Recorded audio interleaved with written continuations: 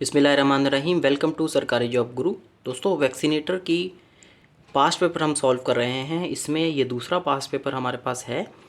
पहली वीडियो भी आप देख सकते हैं, उसमें भी हमने सीरीज़ के क्वेश्चन सॉल्व किए थे जो मैथमेटिक्स से रिलेटेड थे। अब ये जो है ना वो अल्फ़ाबेट से रिलेटेड सीरीज़ आती हैं, इसको किस तरह से सॉल्व करना होता है ये हम आज के वीडियो में देखते हैं। अब थोड़ा सा इसको क्लोजली आप देख सकते हैं कि 5th नंबर जो सीरीज़ है, इससे पहले की 4 सीरीज़ पिछले वीडियो में हो गई हैं। अब इसको सॉल्व करेंगे 5th नंबर को। तो इसमें आपने नोट ये करना है कि पहले ही 1 2 3 4 इसमें टर्म्स दी हुई हैं, लेकिन हर टर्म का आपने एक एक जो है ना वो अल्फ़ाबेट को देखना है। मिसाल के तौर पे ये जे को देखें, ठीक है, इसके जे है तो आगे वाली में क्या है के, ठीक है, और फिर एल फिर एम, यानी अल्फ़ाबेटिकल ऑर्डर में ये चल रहे हैं जे के एल एम। तो आगे क्या आना चाहिए आपको खुद पता होना चाहिए कि आगे आना चाहिए एन, ठीक है। ये इस तरह से आपने लिख लिया एन। समझ में आ रही है बात? जे के एल एम, एम के बाद क्या आता है एन, ठीक है। अब दूसरे को पकड़ें, ए को, A B C D, D के बाद क्या आता है ई, हो गया, ठीक है। अब तीसरे नंबर वाले को, के एल एम एन, एन के बाद क्या आता है ओ। यहाँ पर आपकी सीरीज़ जो है वो सॉल्व हो गई। इसमें रूल यही है, ठीक है, लेकिन अगर आप पूरे पूरे को देखेंगे ना तो नहीं समझ में आएगा। रिलेशन इसी तरह से इसमें बनता है जो अल्फ़ाबेटिकल ऑर्डर वाले होते हैं उसमें से, ठीक है जनाब। फिर है दूसरी B C B D E D F G H F G F H I H. इसमें भी एक एक को देखना है। बी, बी के बाद डी को छोड़ के, सी को छोड़ के डी आया हुआ है, ठीक है, फिर ई को छोड़ के एफ आया हुआ है, जी को छोड़ के एच, तो एच के बाद आई को छोड़ के जे आना चाहिए, ठीक है। समझ में आई बात? यानी गैप के साथ आ रहा है, ठीक है। तो यहाँ पर भी इसी तरह से है। फिर सी, डी को छोड़ के ई, ठीक है, और ई को छोड़ के फिर क्या है, ई के बाद एफ को छोड़ के जी है, ठीक है, और जी में एच को छोड़ के फिर यहाँ पर आई है, तो यहाँ पर जे को छोड़ के आगे क्या आना चाहिए के, ठीक है। और फिर आखिरी वाला अल्फ़ाबेट फिर उसी तरह से शुरू वाले की तरह, ठीक है, जे ही आएगा। इसको सॉल्व करने का एक और तरीका भी ये है कि यहाँ बी सी है, ठीक है, B C D E F G H I, तो इसके बाद जे के आ सकता था, इस तरह से भी कर सकते थे, लेकिन हमने इसको पहले जिस तरह से किया वही मेथड सिंपल भी है और इजी भी है। सिंपल मेथड की तरफ आपने जाना है, ये नहीं है कि आप जो है ना उसको मोर कॉम्प्लेक्स करें।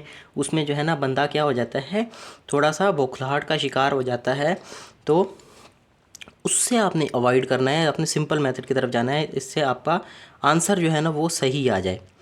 नेक्स्ट है A Z C Y F X. अब इसमें देखें फिर वही वाली ट्रिक करनी है हमने। कौन सी वाली? जो पहले में हम देखा था एक एक को करके, ठीक है। ए के बाद क्या है सी, यानी बी को छोड़ा हुआ है सी है, सी के बाद क्या है एफ है, यानी डी को छोड़ के, ठीक है, फिर ई को भी छोड़ दिया इसने यहाँ से, सही है। अब हमने क्या करना है देखें, ए के बाद बी को छोड़ा तो सी लिखा है, यहाँ पर एक को छोड़ा है, ठीक है, यहाँ पर दो छोड़ दिए, ठीक है, डी और ई को छोड़ के एफ लिख दिया। तो अब हमने आगे जो है वो 3 छोड़ना है, ठीक है। एफ के बाद क्या आता है, जी को छोड़ दें, एच को छोड़ दें, आई को छोड़ दें, ठीक है, आई के बाद क्या आता है जे। आई समझ? इस तरह से अब पहला नंबर पूरा हो गया अल्फ़ाबेट। अब दूसरे वाले को पकड़ें, इसको जेड के बाद वाई है, वाई के बाद एक्स है, ठीक है।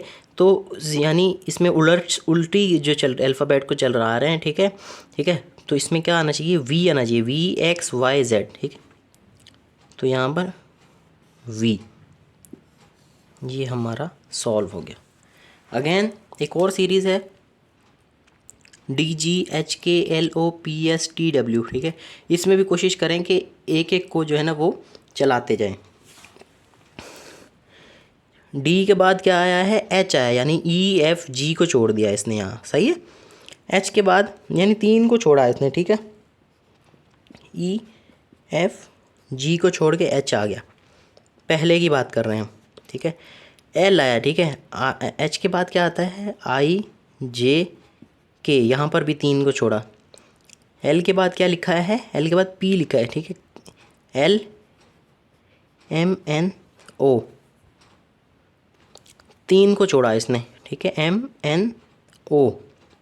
फिर क्या ओ के बाद क्या आता है P, P के बाद क्या लिखा है T, PQRS, फिर T है, ठीक है। तो अब T के बाद क्या आता है, T के बाद आता है UVW, तो यानी 3 छोड़ेंगे तो आगे क्या आना चाहिए, X आना चाहिए, तो यहाँ पर हम X लिखेंगे, ठीक है, पहले वाले के में आगे।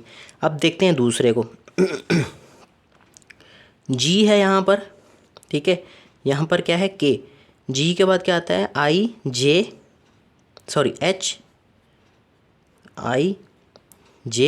फिर K है, ठीक है, इस तरह से। फिर ये O है, KLMN, ठीक है, फिर आया है O, फिर O के बाद क्या है S आया है, OPQR, ठीक है, फिर S आया है, और S के बाद क्या लिखा हुआ है WTUVW, ठीक है।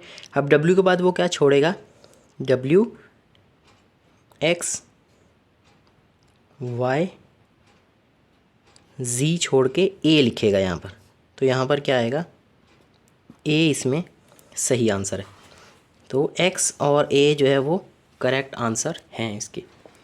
अब एक और क्वेश्चन जो है वो बहुत ही जो है ना, जिसको इंग्लिश में हम लिखते हैं इसका होता है ऑड वन आउट। ये इस तरह से क्वेश्चन आता है इसका, मुतफर्रिक तलाश करें, यानी इसमें 4 चीज़ें दी हुई हैं, 1 2 3 4, इन चारों को कंपेयर करना है, इसमें से देखना है कि 3 चीज़ें एक जैसी होंगी और चौथी जो है ना उसमें अलग से होगी, ठीक है।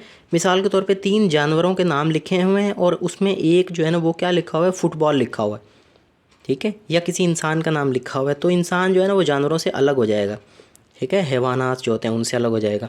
तो इस तरह से यहाँ पर सोफ़ा, कंबल, मेज़, कुर्सी, आप देख सकते हैं कि सोफ़ा, मेज़ और कुर्सी तीनों जो हैं वो बैठने के लिए इस्तेमाल होते हैं, ठीक है, फर्नीचर कह लें आप, ठीक है, फर्नीचर के वो हैं।